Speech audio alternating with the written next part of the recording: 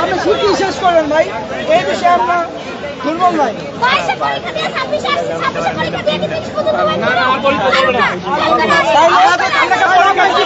আমরা কেউ পরীক্ষা দিতে রাখবো না। এইভাবে পরীক্ষা হবে না। কিসের পরীক্ষা ভাই? আমরা পরীক্ষা না দিলে আমরা কি পরীক্ষা নাই? এই সার্টিফিকেট কি রুস্টার করছে? হ্যাঁ ভাই, আপনার পরীক্ষা তো করতেছেন, তখন নকল করে সিস্টেম পাইছেন নাকি প্রশ্ন কিনা পরীক্ষা দিচ্ছেন নাকি বাড়ি থেকে প্রশ্ন দিচ্ছেন? তা আবার কিসের পরীক্ষা?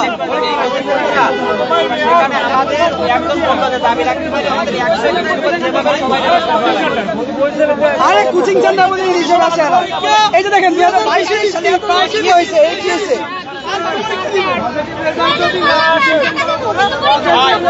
আচ্ছা, আমাদের ভিতরে থেকে কেউ গেছে ভিতরে? আবার সোহেল ভাই গেছে? ভাই 19,000 ভাই 19,600 কি হচ্ছে একটু বলবেন ভাই? অন্য জন কি হচ্ছে কি কোন বিষয়? অবস্থানের কারণটা কি? আজকে 2022 সাল থেকে বছরে 2টা করে পরীক্ষা নিত ওরা সার্কুলার দিয়া। তো এক একটা সার্কুলারে প্রায় 40 কোটি 50 কোটি টাকা করে পাইতো বইছে। তো আমাদের চাহিদা হয়েছে প্রতি বছর 1,500 2,000 লোক কোরিয়াতে প্রবেশ করে। সেইখানে ওরা আমাদেরকে প্রতি বছর রোস্টার করাইছে 10,000 করে, প্রায় 9,000 কি 10,000 সামথিং এরকম রোস্টার করেছে। অথচ লোক দেয় 1 থেকে 1,500। তো 1 থেকে 1,500 দেওয়াতে এখন টানা 2-3 বছর 6-7টা সার্কুলার দিচ্ছে। 6-7টা সার্কুলারে 25,000 জন লোক পাস করাইয়া তারপরে এইখানে জমা করছে। তো এখন টোটাল লোক গেছে মাত্র 5,000 এই 3-4 বছরে।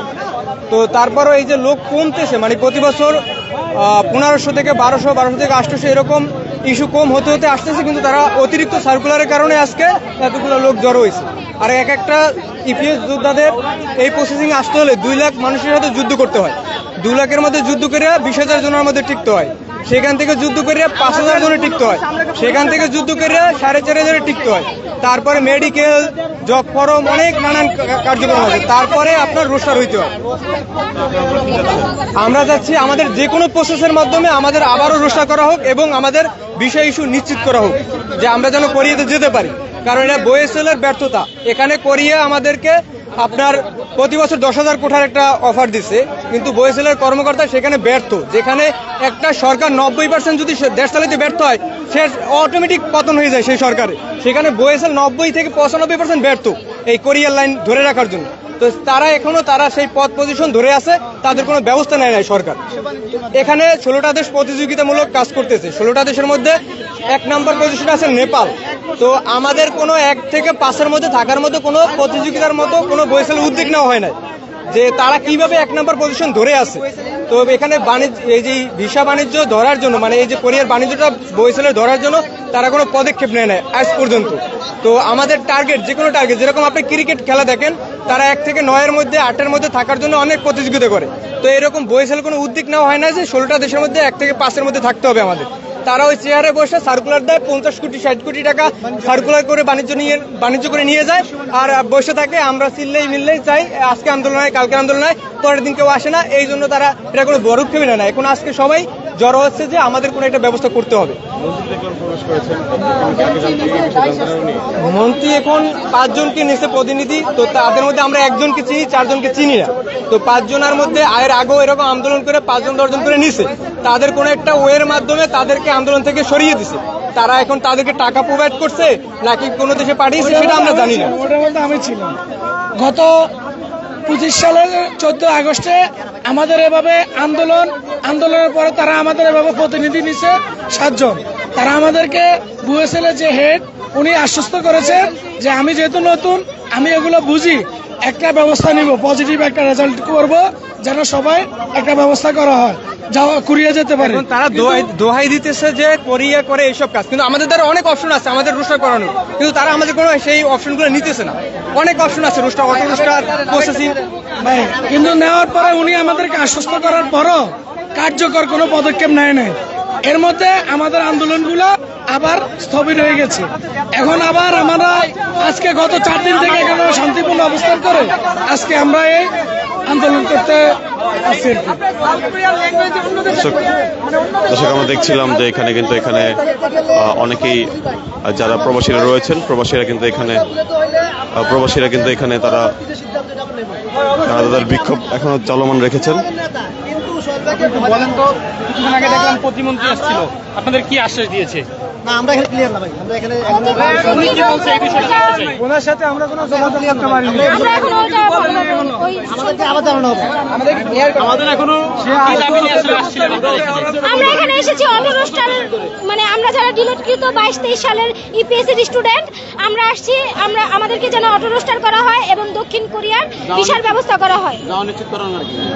বিস্তারিতভাবে বলবেন আসলে। বিস্তারিত 2022 সালে আমরা ভাষা পরীক্ষা দিয়েছি, তারপর ভাষা পরীক্ষায় পাশ করে আপনারা জানেন আমরা তো সব সময় বাংলা ইংরেজিতে অভ্যস্ত, আমরা তো কোরিয়ান ভাষা কখনো চর্চা করি নাই। তো 6 মাসের মধ্যে আমরা কোরিয়ান ভাষা রপ্ত করেছি, আলাদা একটা দেশের ভাষা আমরা মুখস্থ করে আমরা পরীক্ষা দিয়েছি এবং অনেক স্বচ্ছতার মাধ্যমে আমরা পরীক্ষা দিয়েছি। এখানে কোনো পরীক্ষায় কোনো নকল এই ধরনের সিস্টেম নাই, সব অনলাইনের মাধ্যমে আমরা পরীক্ষা দিয়েছি এখানে। তো পরীক্ষা দিয়ে পাশ করে তারপর আপনার স্কিল টেস্ট, যেটা স্কিল টেস্টে পাস করে তারপর হচ্ছে মেডিকেল টেস্ট দিয়েছি আমরা। মেডিকেল টেস্টে অনেক ব্যয়বহুল, কারণ বিভিন্ন সরকারি হসপিটাল থেকে আমাদেরকে মেডিকেল টেস্ট করানো হয়েছে। তারপর হচ্ছে আপনারা তো জানেন যে সরকারি হাসপাতালগুলোতে মেডিকেল টেস্ট করাতে গেলে আমাদের কত ভোগান্তি পোহাতে হয়। তারপর হচ্ছে আমাদের যে সিভিল সার্জন, ওনার একটা স্বাক্ষরের প্রয়োজন আমাদের মেডিকেল টেস্টের সার্টিফিকেটে। তো সেইখানে হচ্ছে আমাদের ওনার স্বাক্ষর আনতে আমরা গিয়েছি 3 দিন, কারণ যখন আমরা পাশ করেছি তখন আমাদের শবে বরাতের বন্ধ ছিল। তো তারপর হচ্ছে আমরা মেডিকেলি ফিট হয়ে ভাষা পরীক্ষায় উত্তীর্ণ হয়ে দক্ষতা পরীক্ষা, যেটা স্কিল টেস্ট, ওইটাই উত্তীর্ণ হয়ে আমরা আজকে রোস্টার হয়েছি। তো রোস্টারের মেয়াদ থাকে 2 বছর। আমরা যে ভাষা পরীক্ষা দিয়েছি সেই সার্টিফিকেটের মেয়াদ থাকে 2 বছর। তো 2 বছরের মধ্যে আমরা ইস্যু পাই হচ্ছে 8টা, মানে 8 বার হচ্ছে আমাদের দক্ষিণ কোরিয়ার ভিসা ইস্যু হয়। তো সেইখানে 8 বারের মধ্যে আমাদের ফাইলগুলো, মানে হচ্ছে আমাদের যে জব অ্যাপ্লিকেশন ফর্ম, সেটা দক্ষিণ কোরিয়ার বিভিন্ন কোম্পানিতে প্রেরণের কথা হচ্ছে 8 বার, কিন্তু সেইখানে আমাদের ফাইল একটি বারের জন্য পাঠানো হয় নাই। তো আমরা তো এত কষ্ট করেছি, আমরা যে শ্রম দিয়েছি, মেধা দিয়েছি, অর্থ দিয়েছি, তো এগুলোর মাধ্যমে আমরা তো চাই নাই যে আমাদের ফাইলগুলো, আমাদের জব অ্যাপ্লিকেশন ফর্মগুলো বয়েসেলের টেবিলের নিচে পড়ে থাক। আমরা তো সেই জন্য দেই নাই। কি চাচ্ছেন আপনারা, কি দাবি আপনাদের? আমাদের দাবি হচ্ছে আমরা যারা ডিলেট হয়েছি এটার একমাত্র দায়ী হচ্ছে বয়েসেলের ব্যর্থতার কারণে, বয়েসেলের অর্থ লোভের কারণে, অর্থ জালিয়াতির কারণে আজকে আমরা রাজপথে এসেছি। আমাদের থাকার কথা ছিল দক্ষিণ কোরিয়াতে। বয়েসেল যদি আমাদের ভিসার ব্যবস্থা করে দিত তাহলে আমরা দক্ষিণ কোরিয়া থাকতাম, আমরা এখানে আসতাম না। অবশ্যই আছে, বয়েসেলের ইস্যু বাণিজ্য আছে, তারপর হচ্ছে সার্কুলার বাণিজ্য আছে। এটার মাধ্যমে বয়েসেল কোটি কোটি টাকা হাতায় নিচ্ছে। এই সম্পর্কে প্রশাসন একদম নিশ্চুপ ভূমিকা পালন করছে। আমরা চাই আমাদের যে দুদক, আমাদের যে দুর্নীতি দমন কমিটি, তারা কোথায়? তারা কেন আজকে বয়েসেলের থেকে সুষ্ঠু তদন্ত করছে না? সুষ্ঠু তদন্ত করে কেন আমাদের দাবি মেনে নিচ্ছে না? এই জন্য আমরা আজকে রাজপথে এসেছি, যেন আমাদের দাবি হচ্ছে আমাদের অটো রোস্টারের মাধ্যমে আমাদের দক্ষিণ কোরিয়ার ভিসা দিতেই হবে। এখন এটা কিভাবে দিবে বয়েসেল? এটা একমাত্র বয়েসেলের হাতে। আমরা যতক্ষণ পর্যন্ত আমাদের দাবি মেনে না নিবে আমরা রাজপথ ছাড়বো না। আমরা শান্তিপূর্ণভাবে আন্দোলন করছি, প্রয়োজনে আমরা কঠোর আন্দোলনের ডাক দিব।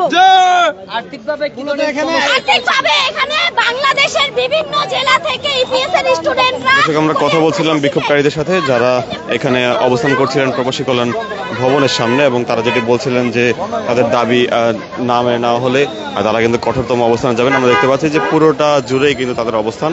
ইত্তেফাক লাইভের মাধ্যমে সরাসরি সংযুক্ত করে আপনাদেরকে বিস্তারিত জানানোর চেষ্টা করছিলাম। আমরা আবারও যুক্ত হব, দেখানোর চেষ্টা করবো পরবর্তী চিত্র।